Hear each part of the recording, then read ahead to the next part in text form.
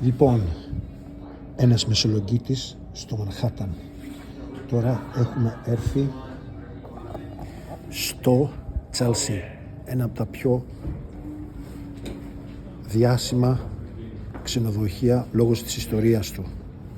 Εδώ πέρα έχουν ζήσει πολλές μορφές από τη δεκαετία του 60 μέσα εκεί και τα λοιπά.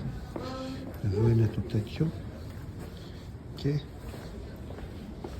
εδώ είναι οι διάφοροι χώροι του Chelsea. Εδώ είναι το μπαρ που έχει και τα λοιπά.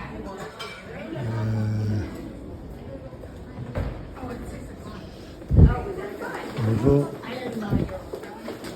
για να καταλάβετε, εδώ είναι το ισπανικό το εστιατόριο.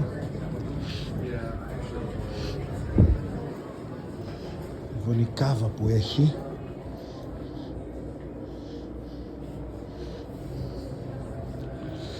Και έχει και πολλούς άλλους χώρους. Φυσικά.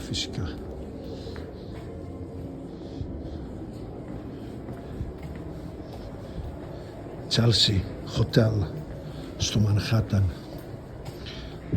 Και ποιος δεν έχει περάσει από εδώ? Andy Warhol, Because the Night Belongs to Lovers και τα λοιπά.